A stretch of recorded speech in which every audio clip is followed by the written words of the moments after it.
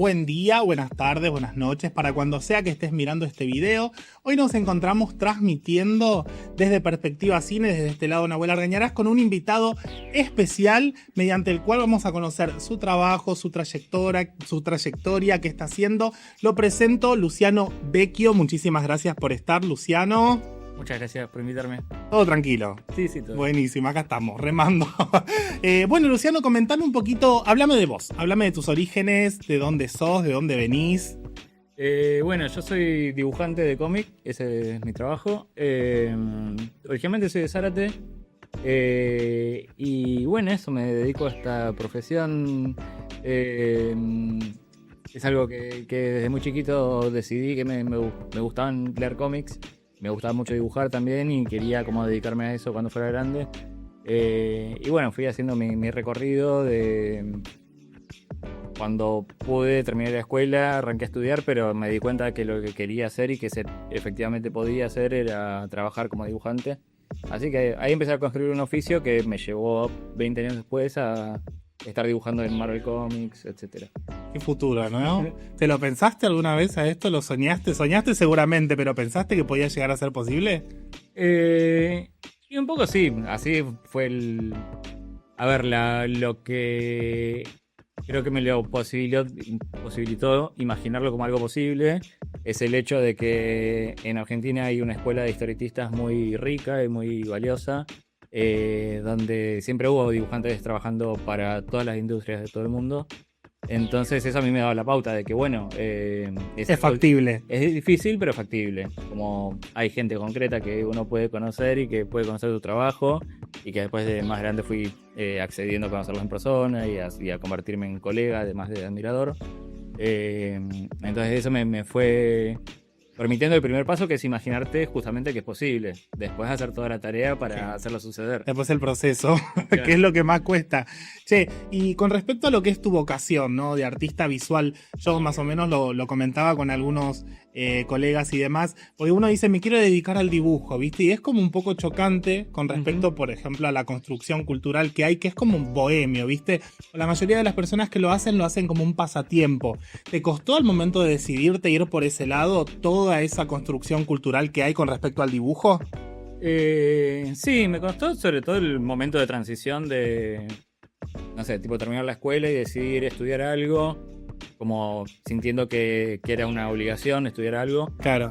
Arranqué a estudiar diseño gráfico, después estudié animación. Pero bueno, también la transición de crecer en Zárate y venir a vivir a Buenos Aires y ampliar el imaginario de lo que era posible y de lo que eran distintas experiencias de vida de distinta gente que yo no me imaginaba. La historieta puntualmente, yo siempre o sea, si bien tiene el aspecto artístico y el aspecto profesional de trabajo, como yo siempre de entrada tuve mucha suerte y empecé a trabajar y a que me paguen por mi trabajo, haciendo cosas muy chiquitas de ilustración, de cuentos o de historietas muy independientes, pero que ya arranqué con una noción de que esto es arte, pero también es una industria de entretenimiento. Entonces lo que me sirvió a mí fue pensarme como trabajador primero y como artista en segunda instancia. Claro. Porque bueno, como cualquier industria, el trabajo existe, y bueno, y uno lo navega haciéndolo suceder. Pero sí, nunca lo viví como un hobby. Claro. O sea, sería más como por ahí el pensamiento del otro que el tuyo. Vos te paraste desde un principio plantado en la industria. Sí. Igual también son posiciones válidas. Hay muchos artistas que no se dedican profesionalmente y que expresan su ser creativo por mientras hacen otras cosas. Claro. Como hay muchos recorridos válidos, pero bueno, yo elegí este porque quería dedicarme exclusivamente a esto, no trabajar de otra cosa. Perfecto. Contame un poquito acerca de tus experiencias dibujando, o tus primeras experiencias en realidad, dibujando para grandes empresas. ¿Cuáles fueron? ¿Cómo llegaste? Y bueno, fue un proceso medio paulatino y progresivo, porque eso, acumulé primero muchos años de experiencia independiente, digamos, y lo primero que hice fue para DC Comics con un cómic digital de mi autoría, que era de un concurso. Después empecé, la puerta que encontré de entrada fue por la línea de cómics infantiles que adaptaban las series animadas. Entonces mi primer trabajo para DC fue de Ben 10. Uy, en la memoria de todos. Sí. Palmeros Bueno, en la avenida. aproveché un poco mi entrenamiento de haber estudiado animación, porque esos cómics lo que tienen es que hay que dibujarlas en el estilo que sale en la tele. Entonces no lo haces en tu propio estilo, sino que tenés que adaptarte y poder dibujar esos. Claro, tenés una bajada de línea. Sí, estética. Y bueno, entonces esa fue mi entrada principalmente a DC y después a Marvel. Hice muchas de esas cómics basados en series animadas, de Spider-Man, de Guardianes de la Galaxia, de Batman, de varios. Entonces después el siguiente paso para mí era poder dibujar con mi propio estilo en Marvel.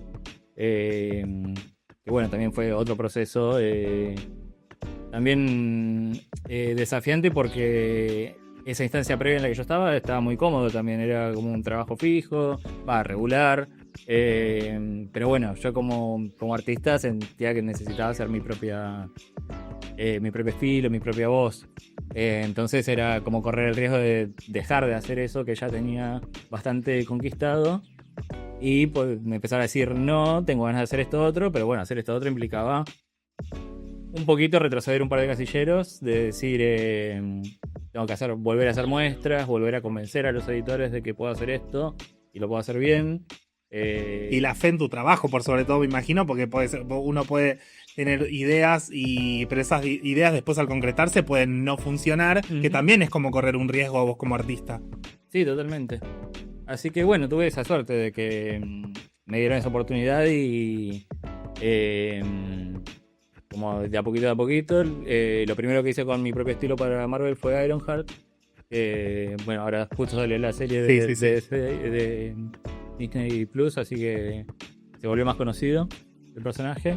Y bueno, de ahí en adelante vengo trabajando mucho, sobre todo en Marvel, a veces también he trabajado en DC. Y eso, desarrollando una impronta propia. Claro. Qué notable, ¿no? Y te voy a hacer una pregunta un poquito polémica, no tanto quizás, pero tuviste la experiencia de trabajar en DC. Sí. Tuviste la experiencia de trabajar en Marvel. Hay una pica. Es sabido. ¿Vos te parás más de algún lado del otro? ¿Tenés más fanatismo por uno por otro? ¿O es muy compleja ahí la situación? No, como profesional, la mayoría de dibujantes son freelance. Sí. Entonces tenés que ir a donde haya trabajo y donde te llamen. Entonces en ese sentido no hay elección. Claro, no hay favoritismos.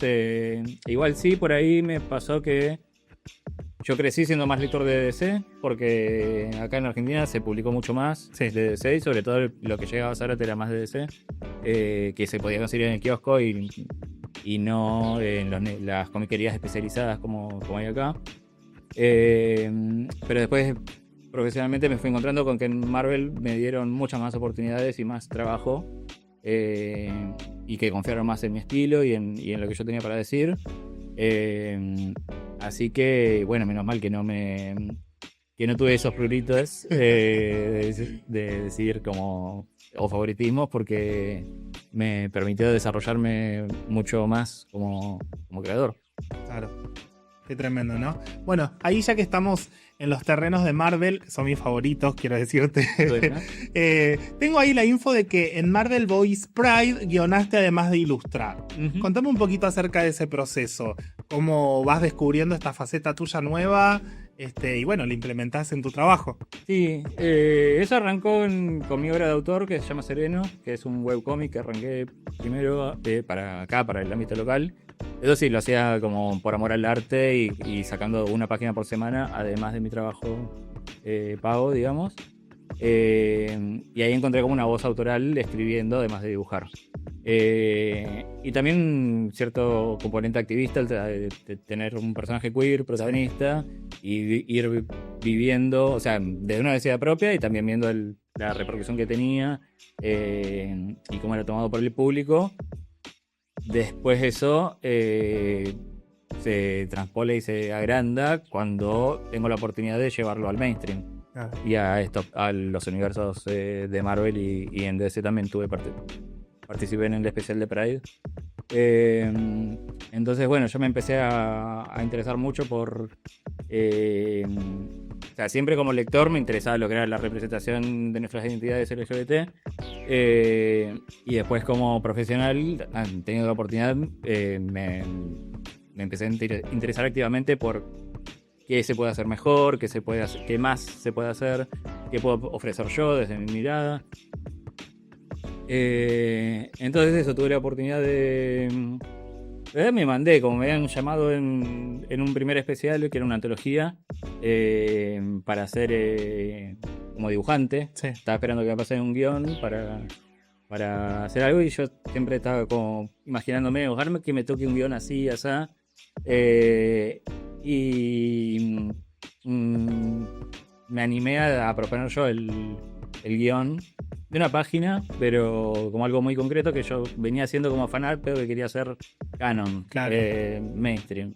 Que lo que hice fue hacer juntar a todos los personajes LGBT de Marvel yendo juntos al Pride, a la Marcha del Orgullo, como un acto político. Claro. Como dejando de ser cada personaje suelto en un... No sé, el personaje queer de Avengers, el personaje queer de X-Men, no, todos juntos haciendo comunidad y haciendo una plantada discursiva. Y después, bueno, empezaron a salir los especiales de Pride todos los años, que se enfocan justamente en esto, en que autores del colectivo LGBT escriban las historias de los personajes LGBT de Marvel. Y eso es, bueno, es algo muy, muy rico y muy potente porque... nada, surgen todas las sutilezas, especificidades y todo lo que tenemos para aportar desde nuestras miradas, desde los márgenes. Entonces, bueno, tuve la oportunidad de escribir ahí. En gran parte gracias a haber hecho antes mi obra de autor y que la vieran. Después tuve la oportunidad de escribir una serie de Iceman, que también es uno de los personajes queer más importantes de Marvel. Sí. Entonces, bueno, ahí tengo la chance de hacer todo un aporte extra y nada, encontrarme con gente que incluso le gustaba más mi escritura que mi dibujo. Como, Suele pasar eso. sí, pues como hay de todo. Así que... Buenísimo. Comentame un poco de Sereno. ¿Cómo surgió en vos? Bueno, ahí ya más o menos me comentaste que fue como algo paralelo, Sí. extra a lo que sería tu trabajo, como por amor al arte, Ujú. pero como bien vos decís, eso también te abrió como otras puertas y ampliar como tu campo visual de lo que podías hacer. ¿A qué apunta o qué tocó en vos para decir quiero hacerlo por amor al arte? Arrancó por una invitación a participar de un colectivo que se llama Token Comics, que era hacer superhéroes de autor. Esa era la premisa. Entonces yo haciéndome esa pregunta de qué era para mí hacer un superhéroe de autor, era, bueno, sobre todo responder eso y hacer el héroe que yo nunca tuve de chico, que era que sea un protagonista queer. Es como un mago de la luz, y también tiene que ver con personajes como, no sé, como Raven o como Wonder Woman o como Aang de Avatar, Sí.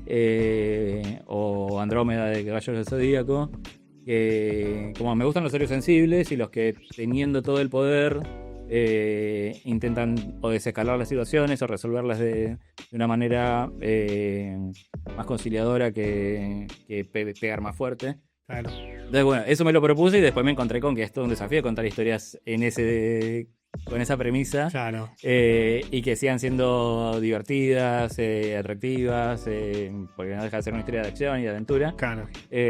Así que bueno, en ese desafío me puse y considero que salió bastante airoso. Es un cómic que le tengo mucho cariño. Y que bueno, me descubrí como escritor también.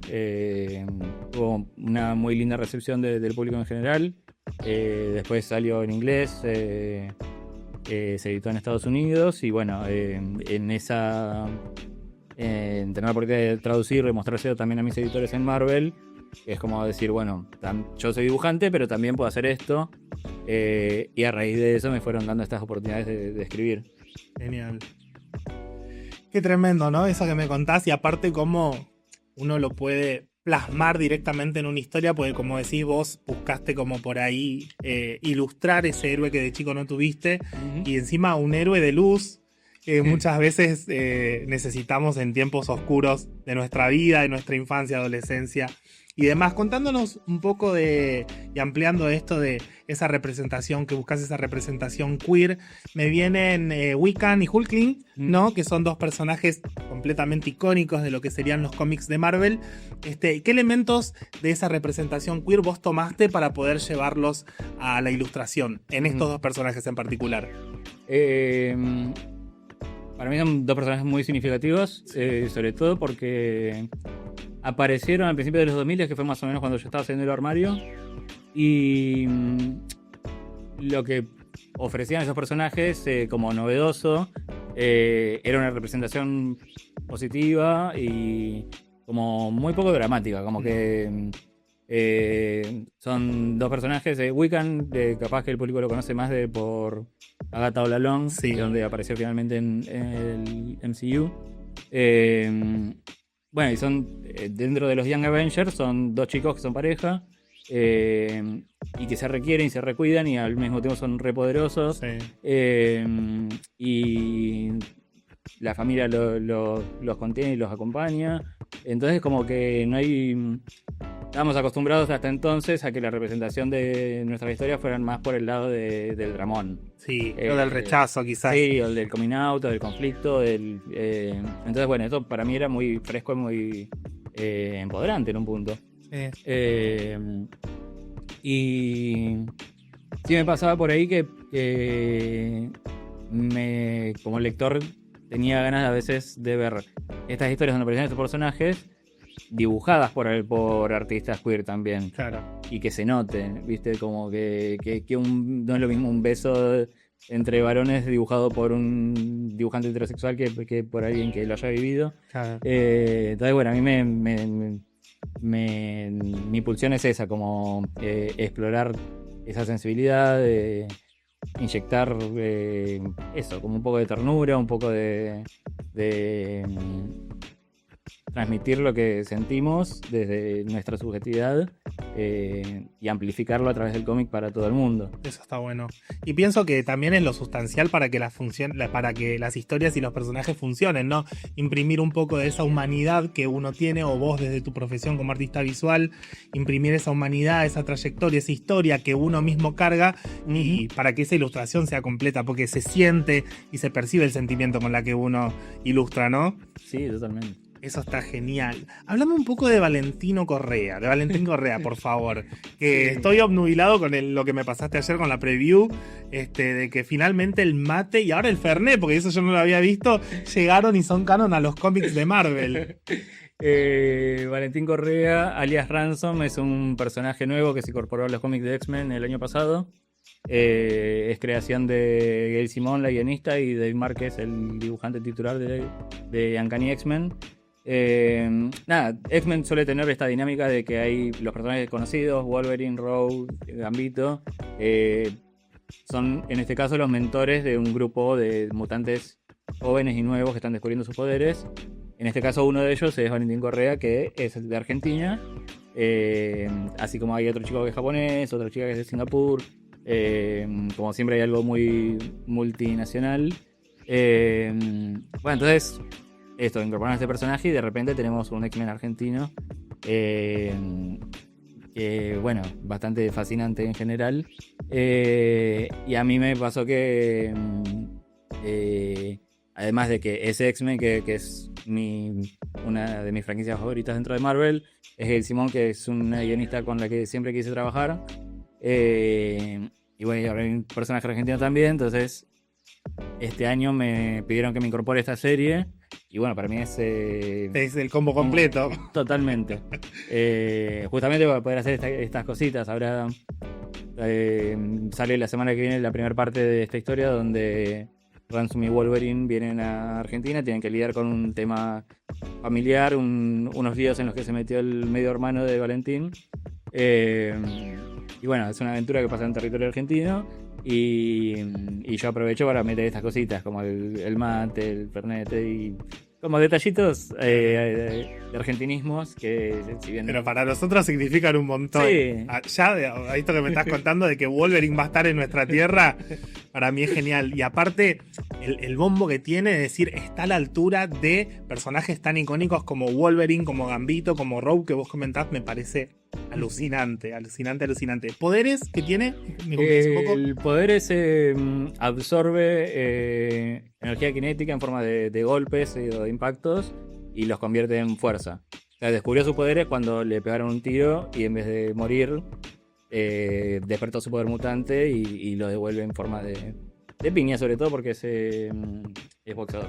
Hasta poético suena, ¿no? Para los argentinos recibimos un golpe y un tiro, nos hacemos más fuertes. Qué tremendo, la verdad que me encanta. Voy a salir un poquito de las preguntas por ahí cronológicas. Quiero preguntarte, si el día de mañana Valentín Correa llega al UCM y tenemos que elegir un actor argentino para poder interpretarlo, ¿qué actor pensás vos que quedaría con el papel? Uy, nunca lo Está buena esa, ¿no? Y es difícil porque como es chiquito, tiene 17 años el personaje. Claro, es joven. Entonces hay que pensar actores jovencitos. Ahí no se me ocurre. Ok, no hay problema, no te preocupes. Pero ¿te gustaría ver en algún futuro dentro del UCM a Valentín? Sería increíble. Sí. Sería bueno para todos. Sí, aparte... Bueno, igual, qué sé yo, por ahí llegan con un poco de delay los personajes, capaz que uno se lo imagina sucediendo dentro de 10 años, no sé. Porque, no sé, tipo, ahora Ironheart apareció en los cómics en 2014, 15 y recién ahora aparece en el MCU. Claro. Eso suele pasar, como más o menos el tiempo que apareció Wiccan recién ahora y es un personaje que se incorporó en los cómics en los 2000. Sí. Así que no sé, capaz que en 2040 tenemos a Ransom. ¿Seguís el UCM? Sí, miro presente. Sí. ¿Y te estás conforme con el presente del UCM? ¿Cómo lo venís viendo? Me da risa que se habla mucho de eso como ¿cómo ves a la selección? ¿Viste? Claro. No sé, yo trato de mirar las obras. Si bien hay una gran obra que es del MCU. Yo soy primer lector de cómic, entonces hay como otra dinámica con la lectura de cómic que es inabarcable. Vos no podés leer todo el cómic del universo Marvel en cómic. Claro. Vos lees lo que te gusta. Esta serie te gusta, la lees. Esta no te gusta, no la lees. Y no pasa nada. Y seguís siendo fan de los cómics. Entonces, no son correlativas entre ellas, digamos. O por ahí sí, pero si no te interesó leerla, completás la información que te falta por ósmosis. Como que no todo es lectura obligatoria. Porque es imposible. Son 80 años de cómics acumulados. No alcanza la vida de nadie para ver todo. Entonces con el cine pasa que eso, siento que es otra experiencia de como audiencia, donde también nos acostumbramos que los primeros 10 años del MCU sí podías ver todo y se armaba toda una obra concreta. Pero ahora que se sigue acumulando, se sigue diversificando, se suma público nuevo que no vio las películas viejas. Claro. Simplemente hay que verlo de otra manera para mí. Hay que verlo como más cada cosa. Y después si sucede el crossover y lo ves y te engancha, joya. Si hay un personaje que no viste donde apareció antes, no pasa nada. Creo que la película va a estar bien igual. Sí, eso es verdad. ¿Tienes algún personaje del UCM que sea tu favorito o que te guste, que vos lo veas rico? Si bien todos lo son, ¿no? Pero siempre uno tiene preferencias. Qué sé yo, a ver. Bueno, Wiccan que apareció es mi personaje favorito de Marvel. Eso te iba a preguntar si te sentís conforme por cómo lo introdujeron. Sí, me re gustó. Estaba como muy así como con la guardia alta y me terminó gustando. Después, no sé, también me pasa que el Spider-Man del cine me gusta a veces más que el del cómic. Porque está más ligado a la raíz del personaje. Pero soy re variado, porque también me gusta mucho Eternals, que a nadie le gusta. Ay, a mí me encantó Eternals. A mí Eternals me pareció una obra maestra. Me parece una pena que no haya tenido las repercusiones que por ahí se esperaban, o que merece en realidad, porque la realidad es que a veces uno dice las repercusiones que uno espera, pero a veces lo que espera no es generalmente lo que la comunidad por ahí sí devuelve, pero pienso que se merecía mucho más de lo que recibió. Sí, es una gran película en sí misma, por ahí la tenés que ver evaluándola como parte del tapiz del MCU y empezás a decir, como no sé, esto no tiene sentido con un té, pero como película está buenísima.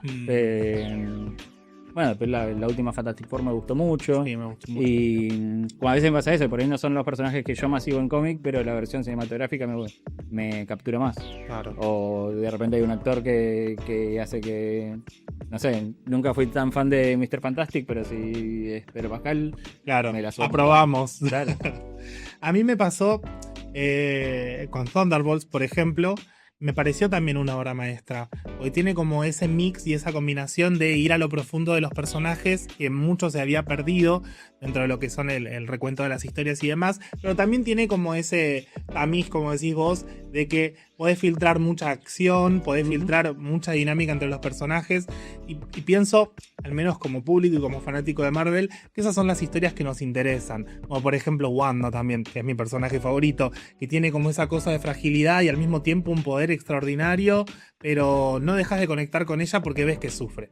El hecho de su poder, la típica frase que el poder conlleva una gran responsabilidad, y a veces esa responsabilidad también nos hace sufrir un montón. ¿Thunderbolts te gustó? Sí, también no me esperaba mucho y la pasé re bien. Sí, me gustó el truquito de cambiar el título al final. Bueno, spoiler. Pero en general las películas que más me gustan son las que espero poco. Me pasó con la primera Guardianes de la Galaxia, que es mi favorita de todas. Con Eternals, con esta. Cuando voy con poca expectativa me suele sorprender para bien. Sí, es verdad lo que decís. Bueno, volviendo un poquito a lo que es Sereno, pero para abarcar por ahí un poquito más de territorio, uniendo estos dos universos, el tuyo y el de Marvel, ¿no? Que por ahí tenés como una bajada de línea y ya sabes qué es lo que tenés que hacer. ¿Cómo comparas estos desafíos de ilustrar personajes del universo de Marvel frente al desarrollo de un universo íntegramente tuyo? ¿Es bastante amplia la diferencia? ¿Cómo lo observás vos desde tu punto de vista? Sí, es muy distinto, pero dialoga mucho entre sí, porque siempre que hacemos historietas de superhéroes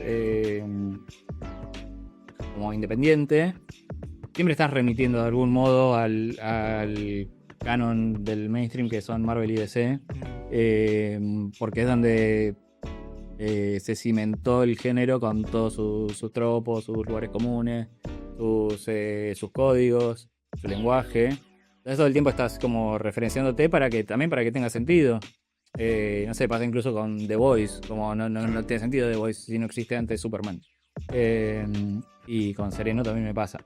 Y a partir de ahí tenés toda la libertad para hacerlo a tu manera. Y también para hacer algo que empieza y termina. Claro. Porque lo que tiene Marvel es que es una historia infinita que arrancó mucho antes de que nazcamos y va a seguir después de nuestras muertes. Sí. Y uno es como que entra a la ficción durante X tiempo, lo que elegís leer, pero la ficción sigue sin uno. Que eso me parece que es algo muy particular y específico del cómic de superhéroes. Los lectores de cómic de superhéroes tenemos esa relación con la ficción que siento que no se reproduce en otros géneros. Y para mí es muy especial y muy mágico porque estás todo el tiempo colaborando con Stan Lee y Jack Kirby, y con los cientos y cientos de autores y autoras que estamos metiendo mano en esa misma olla. Sí. Y eso para mí es muy enriquecedor y muy... y tiene otra potencia. Yo no lo siento para nada limitante en el sentido de, bueno, hay que cuidar los juguetes y los personajes. Siento que tiene mucha potencia de que es sobre todo un amplificador universal de que estás haciendo historias que va a ver todo el mundo. Y que eso, como que están ahí, nos trascienden esos personajes. Y a mí me gusta esa dinámica. Está buena. Una preguntita personal. Si vos tuvieses que ilustrarte a vos mismo en un cómic, un superhéroe, por supuesto, ¿no? ¿Qué poder tendrías? Y bueno, Sereno me dio parte de hacerme esas preguntas. Y los poderes que tiene son de El espectro de la luz, tanto física, pero también poéticamente, espiritual, místico. Entonces, bueno, esa luz la usa para dejar ciego a un enemigo, para ir rápido, para volar o para hacerse invisible. Pero también para sanar o para iluminar algo que está oculto, para ver las cosas que no se ven. Juega mucho con el tema de las distintas visiones, ver el aura de las cosas. Un poco por ahí era esa búsqueda. Está buenísima la respuesta. Fuera de lo convencional, ¿viste? Todos dicen no, volar, ser invisible. Este poder tiene todo. Como para ir cerrando ahí un poco. Vamos a hacer un ping-pong de 2 personajes de Marvel. A uno vamos a elegir y a otro vamos a dejar de lado. ¿Hay que justificar? Si me interesa, justificamos. Vamos con la típica que siempre algunos intentamos pararnos de un lado o de otro. Vamos al Civil War. Claro. ¿Iron Man o Capitán América? Capitán América. Porque ahí sí me detengo. Porque la posición, por lo menos en el cómic, y la película bastante lo reproduce, es que la posición de Capitán América es respetar la individualidad de cada persona y de no reducirlas a un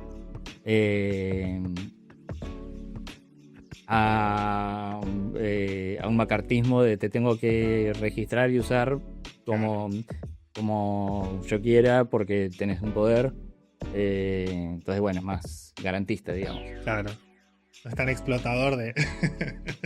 ¿Pantera Negra o Ojo de Halcón? Pantera Negra. Pantera Negra. ¿Wolverine o Deadpool? Wolverine. ¿Viuda Negra o Scarlet Witch? Esa está difícil porque diría Scarlet Witch, pero le agarré mucho cariño a Black Widow por dibujar su serie el año pasado. Así que. Quedamos en un tibio ahí. Sí. En un 2. ¿Gambito o Cíclope? Gambito. Ok. Esta también es división popular. ¿Magneto o el Profesor X? Por filosofía soy más javierista, pero Magneto me parece un mejor personaje en cuanto a su desarrollo. Ok, pero en cuanto a ideología, Profesor X. Sí. Perfecto. ¿Hulk o Thor? Thor. Ok, ahí podemos explicar. Me gusta mucho la mitología de los dioses y la magia asociada con eso. Me parece un personaje mucho más amplio. Ok, para terminar este ping-pong, de 3, ya no tenemos 2 opciones. Tenemos a Thanos, tenemos a Kang el Conquistador y tenemos a Victor Von Doom. Sí. Doom. Sí, me parece más complejo y también más humano en su dimensiones. Cuando son más abarcables los personajes, puedes contar muchas más historias. Como de Thanos es demasiado universal y Kang un poco también. Aunque Kang tiene una versión joven que es Iron Lad, que es parte de los Young Avengers. Y esa versión sí la quiero, así que como villano, Doom. ¿Tenemos expectativas de lo que va a ser el debut de Doom en el UCM? Y ojalá esté bueno. Yo, como te digo, yo cada vez trato de modular mis expectativas porque me va mejor. Es lo más sano. Claro, como disfruto más las cosas así. Así que voy a ir a ver todo lo que salga y ojalá esté buenísimo. Sí, ahí estaremos. Para terminar esta gran entrevista, porque ya nos quedan pocos minutitos, ¿vos crees que el género de los superhéroes está muerto, como dicen muchos? No, para nada. No sé, en cine.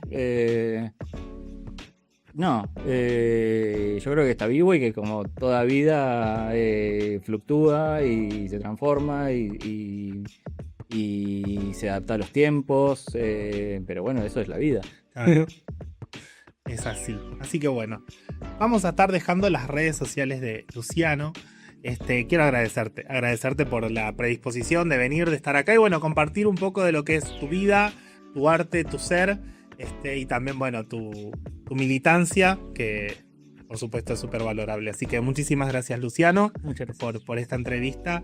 Y bueno, vamos a estar dejando nuestra entrevista adjuntada en Perspectiva Cine y en todos los canales que ustedes ya saben. Así que síganos para más contenido y Perspectiva Cine. Muchas gracias.